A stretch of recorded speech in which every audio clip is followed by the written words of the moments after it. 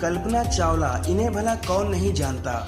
ये अंतरिक्ष में जाने वाली पहली भारतीय महिला थीं। कल्पना चावला अपनी जिंदगी में 2 बार अंतरिक्ष में गईं, लेकिन अपनी दूसरी अंतरिक्ष यात्रा के दौरान जब वो अंतरिक्ष से वापस आ रही थीं, तो उनके स्पेस शटल के साथ एक हादसा हो गया और इस हादसे में कल्पना चावला की दर्दनाक मौत हो गई। लेकिन नासा जैसी दुनिया की टॉप स्पेस एजेंसी के स्पेस शटल के साथ ऐसी दुर्घटना होना अपने आप में एक चौंका देने वाली घटना थी। तो क्या कल्पना चावला की मौत एक दुर्घटना न होकर एक सोची समझी साजिश थी? आइए जानते हैं कि कल्पना चावला की मौत कैसे हुई। कल्पना चावला का जन्म 17 मार्च 1962 को हरियाणा के करनाल में हुआ था।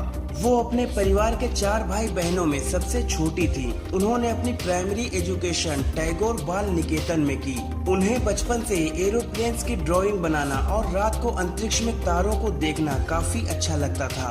बचपन से ही अंतरिक्ष में काफी दिलचस्पी होने की वजह से वो अक्सर अपने पिता से अंतरिक्ष यान के बारे में पूछा करती थी। इनके पिता इन्हें डॉक्टर या टीचर बनाना चाहते थे, लेकिन इन्होंने अपने पिता से इंजीनियर बनने की इच्छा जाहिर की। कल्पना चावला ने पंजाब इंजीनियरिंग कॉलेज से एरोनॉटिकल इंजीनियरिंग में बैचलर की डिग्री हासिल की। 1982 में वो अमेरिका चली गयी और वहाँ की यूनिवर्सिटी ऑफ टेक्सास से सन 1984 में एरोस्पेस इंजीनियरिंग में मास्टर ऑफ साइंस की डिग्री हासिल की और फिर 1988 में यूनिवर्सिटी ऑफ कोलोराडो से एरोस्पेस इंजीनियरिंग में पीएचडी की डिग्री कंप्लीट की। 26 साल की उम्र में कल्पना चावला का सपना पूरा हो गया। उन्हें दुनिया की सबसे बड़ी स्पेस एजेंसी नासा में काम मिल गया और अप्रैल 1991 में उन्हें अमेरिका की नेशनलिटी भी दे दी गई। नासा ने 1996 में कल्पना चावला को स्पेस में भेजने के लिए सिलेक्ट किया और फिर 1997 में पहली बार उन्हें स्पेस शटल कोलंबिया उड़ाने का मौका मिला।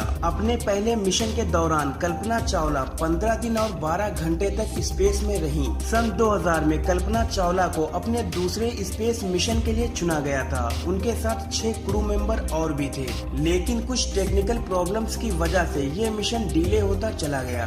फाइनली 16 जनवरी 2003 को स्पेस शटल कोलंबिया ने कल्पना चावला और 6 क्रू मेंबर को लेकर स्पेस के लिए उड़ान भरी। कल्पना चावला और उनके क्रू ने स्पेस में लगभग 80 एक्सपेरिमेंट किए, जिससे अर्थ के बारे में और साइंस के बारे में जानकारी हासिल की गई। लेकिन कल्पना चावला के इस मिशन में स्पेस शटल के लॉन्च होने के टाइम धरती पर ही एक बड़ी प्रॉब्लम हो गई थी। लॉन्च होने के टाइम स्पेस शटल के बाहरी टैंक से फोम इंसुलेशन का एक टुकड़ा टूट गया था और ऑर्बिटर के लेफ्ट विंग से टकरा गया था। अब जिस स्पेस शटल में सवार होकर कल्पना चावला और उनके साथी स्पेस में जा रहे थे, वो डैमेज हो चुका था। कुछ इंजीनियर्स को ये डैमेज मामूली लगा तो कुछ को ये डैमेज काफी सीरियस लगा।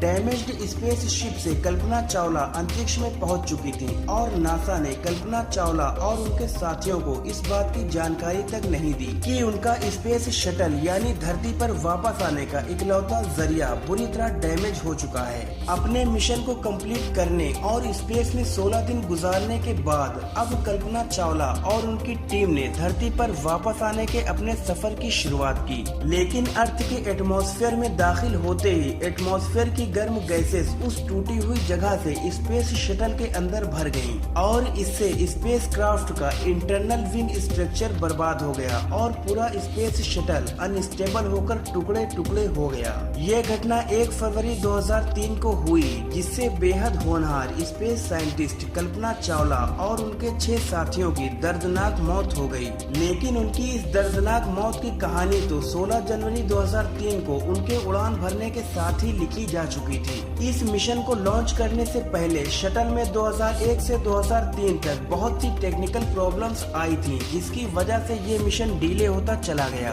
लेकिन नासा ने इस चीज को इतना सीरियसली नहीं लिया और टेक्निकल प्रॉब्लम्स को ठीक करके 16 जनवरी 2003 को इसे स्पेस में लॉन्च कर दिया गया। स्पेस शटल कोलंबिया ने अपनी पहली उड़ान 12 अप्रैल 1981 को भरी थी।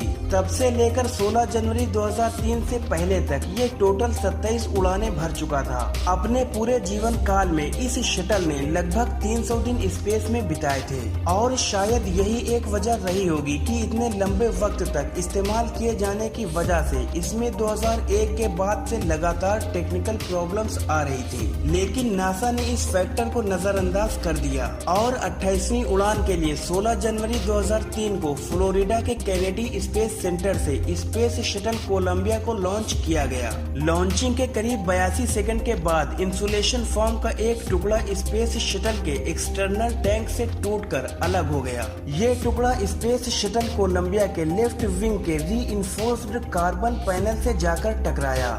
जिस वक्त ये घटना हुई उस वक्त स्पेस शटल 20 किलोमीटर की ऊंचाई पर था और 740 मीटर पर सेकंड की स्पीड से आगे बढ़ रहा था। ये स्पीड इतनी ज्यादा थी कि जब इंसुलेशन फोम का टुकड़ा शटल के लेफ्ट विंग से टकराया तो इसने वहां 6 से 10 इंच डायमीटर वाले एक होल जितनी जगह पर लगी थर्मल प्रोटेक्शन टाइल को उखाड़ दिया। साथ ही इस टक्कर की वजह से लेफ्ट विंग के आरसीसी पैनल को भी बड़े लेवल पर नुकसान पहुंचा। पिछले कुछ मिशन में भी फोम के अलग होकर टकराने की घटनाएं सामने आई थी, लेकिन उनमें स्पेस शटल के थर्मल प्रोटेक्शन सिस्टम को इतना नुकसान नहीं हुआ था जितना कि स्पेस शटल कोलंबिया को हुआ था। 1 फरवरी 2003 को कल्पना चावला और उनकी टीम वापसी के लिए रवाना हुई। उन्हें फ्लोरिडा के केनेडी स्पेस सेंटर पर अमेरिकन टाइम के मुताबिक सुबह 9:16 पर लैंड करना था, लेकिन धरती से लगभग 62 किलोमीटर की ऊंचाई पर ही ये शटल टूट चुका था।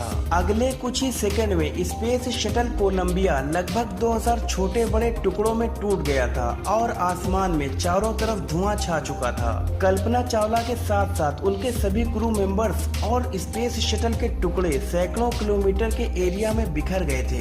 इस भयानक घटना के बाद स्पेस शटल के सभी फ्लाइट मिशंस 2 साल के लिए रोक दिए गए। लेकिन इस बड़ी घटना और बेगुनाह अंतरिक्ष यात्रियों की मौत के पीछे किसकी गलती थी?